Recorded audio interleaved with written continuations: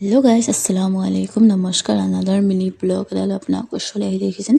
almost মোৰ গোটেই ঘৰৰ কাম বন হৈ যোৱাৰ পিছত একেবাৰে মই কি কৰিছো নামাজ পঢ়ি উঠি একেবাৰে ইফতাৰী বনাবলৈ সময়তে মই আপোনালোকক দেখুৱাইছো দেই গাইস তাৰ পিছত এইফালে দেখিছেনে মই ৰুটিৰ কাৰণে মই আটা খচি আছো আৰু এইফালে তাৱা পাতি দিলো তাৰ পিছত একেবাৰে মোৰ ভাত কেইটামানো আছিলে যেটো ভাত কেইটানো কি কৰিম ভাবি এনেকৈ কৰিলো ভাজি ললো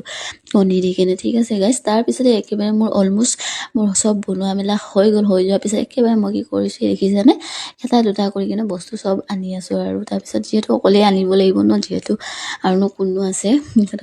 এইফালে বনাই আছো আৰু এইফালে মই চেহেৰিৰ কাৰণে এনেকৈ আলু আৰু কণী দি কিনে তৰকাৰী বনাইছো আৰু যেহেতু নতুন আজি ফাৰ্ষ্ট বনাইছো আৰু যেতিয়া এই ভিডিঅ'টো ৰেচিপি লাগে তো আপোনালোকে মোক কমেন্ট কৰিব তো মই ইয়াৰ ফুল ৰেচিপিটো দিম বাৰু তাৰ পিছত একেবাৰে মই এইফালে